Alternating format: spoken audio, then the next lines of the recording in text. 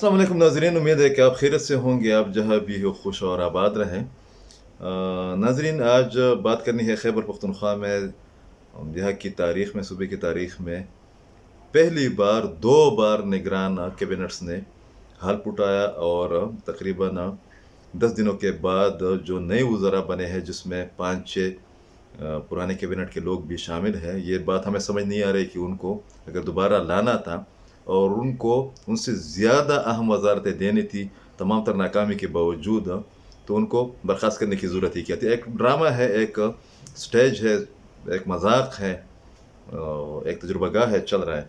मगर इस पर बात बहुत ज़रूरी है कि जो लिस्ट में जिन वज़रा को जो वज़ारतें मिली हैं, उस पर 2-3 वज़ीरों की मैं बात करना चाहूँगा।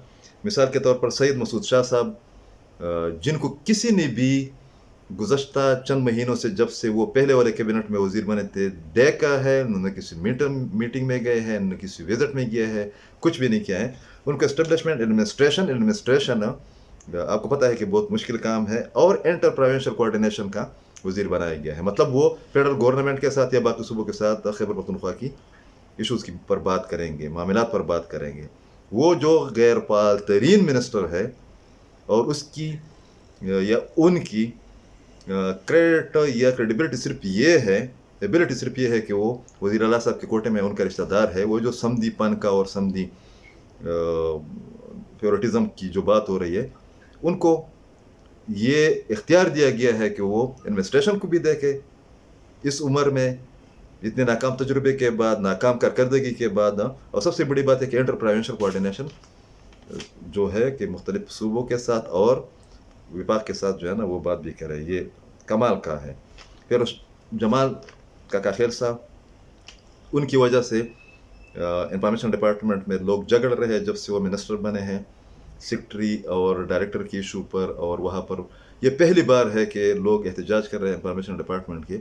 उनको न सिर्फ ये कि दोबारा वज़ीर बनाया गया है इंफॉर्मेशन का, बल्कि कल्चर, टूरिज़म, आर्कियोलॉजी और म्यूज़ियम, ये इदारे में उनको दिए। और उनको इस बात पर भी उनके ख़िलाफ़ या उनके डिपार्टमेंट के ख़िलाफ़ कार्रवाई हो रही है कि औक़ाफ़ के करोड़ों अरबों की ज़मीन वो बांटी गई है जब वो मिनिस्टर थे इन वाली वजारतों से, वो वजारत किसी और को दी गई है। अच्छा जी, 2 बहुत अच्छे वज़ीर जो कि, या 3, उनको ज़्यादा वजारतें देनी चाहिए, नहीं दी गई है। नजीबुल्लाह साहब हैं, science, technology, sports, youth affair, बिल्कुल ठीक है, ये उनका हक़ बनता है। इससे ज़्यादा भी उनको वजारतें दी जा सकती है, इजाफी चार्ज दिया जा सकता है। कासिम जान साहब, सानवी तालीम, उसके लिए ठीक है। इरशाद हसन साहिबा, जो कि एक मिनिस्टर है ला, पार्लिमानी अमूर, हायर एजुकेशन, औक़ाफ़, मजहबी तालीमी अमूर, उनकी कारकर्दगी भी पिछले वाले कैबिनेट में किसी ने देखे नहीं है। उनको भी 1-2 वजारतें या महकमे ज़्यादा दिए गए हैं। सबसे बड़ी बात, इस तमाम लिस्ट में जो नए लोग लिए गए हैं, उनमें जो कॉन्फिडेंट तरीन बंदा है, जिसके बारे में कहा जा सकता है कि वो न किसी को चोरी करने देगा, न किसी को जो बाकी बिदतें हैं जो वज़ीर करते हैं या जो ब्यूरोक्रेसी करते हैं, न खाने देगा न खाएगा, आमिर अब्दुल्ला साहब। और जिन्होंने सिस्टम के ख़िलाफ़ बहुत अहम ओहदों पर रह कर, मतलब कस्टम से बड़ा इदारा होता नहीं है, नेक्टा से बड़ा इदारा होता नहीं है, चंद और इदारों, इंटरनेशनल इदारों के साथ उन्होंने काम किया है। वहाँ पर उनकी कारकर्दगी ये रही कि वो सिस्टम के ख़िलाफ़ और कुछ नहीं कर सका, तो हमेशा उन्होंने इस्तीफ़ा दिया है। उनको क़बायली उमूर का सिर्फ एक वजारत दी गई है, जो कि मशकूक भी है, उनको एक वजारत दी गई है। हालांकि ये सब लोगों को पता है, इससे पहले भी बात हुई थी कि ये जो लिस्ट सामने आई है नए मिनिस्टर की और पुरानों को सामने रखते हुए, उसमें सबसे कॉन्फिडेंट, सबसे काबिल बार और सबसे काबिल तरीन जो मिनिस्टर है वो आमिर अब्दुल्ला था। क़बायली उमूर का उनका मिनिस्टर बनाया गया है। यहाँ पर गवर्नर हाउस का जो स्टेक होता है, जो एस्टेब्लिशमेंट का स्टेक होता है, आर्मी का जो स्टेक होता है, जो क़बायली इलाक़ों के मामलात है, वहाँ पर लैंड ऑर्डर की जो सिचुएशन जो है, बिल्कुल ये ठीक है। इस पर लोग एतराज़ कर रहे हैं, मगर शायद कि ठीक हो कि क़बायली उमूर का एक वज़ीर होना चाहिए, उसको हैंडल करे। मगर ये किसने कहा था कि आमिर अब्दुल्ला जैसे बंदे को आप मज़ीद 2-3 वज़ारतें नहीं दी जा सकते, कि पहले वज़रा को 5, 6, 7, 8 वज़ारतें दी गई हैं, महकमे दी गए हैं। इसका मतलब यह है कि اب کے بار بھی ہاتھ کیا گیا ہے خیبر پختونخوا کے ساتھ.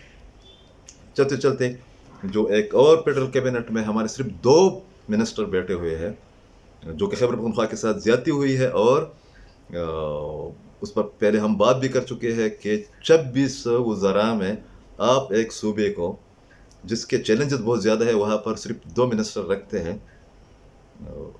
ندیم جان صاحب، جو ڈاکٹر ندیم جان صاحب ہے جو کہ فیڈرل منسٹر ہیلتھ ہیں، اور ان کا ایک انٹرویو خیبر نیوز کے لیے جو انہوں نے دیا، اس میں جو قلت ہے ادویات کی فراہمی میں، یا جو وہاں پر بلیک مارکیٹنگ ہو رہی ہے یا قیمتیں غائب ہو گئی، اس کے بارے میں انہوں نے کہا ہے کہ انہوں نے اس کا نوٹس لیا ہے، اور وہ ایک منسٹر کے طور پر انہوں نے ایک مانیٹرنگ سسٹم بنایا ہے، وہ انکوائری بھی کر رہے ہیں.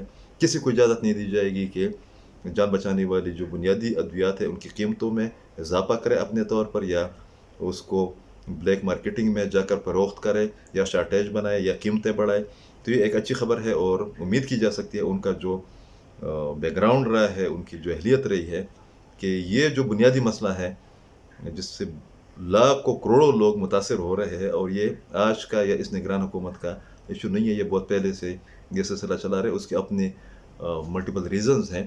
تو یہ تسلی ہونی چاہیے کہ جو ان کا بیک گراؤنڈ رہا ہے اس حوالے سے وہ اس معاملے کو نہ صرف یہ کہ ٹیکل کریں گے، بلکہ انہوں نے کہا ہے کہ جہاں پر بھی شکایات ہوں گی تو ایک ایپ بھی متعارف کرا رہے ہیں، اور اس میں جو شکایات ہے کہ کمپلینٹس ہیں کہ اس کا نوٹس بھی لیا جائے گا.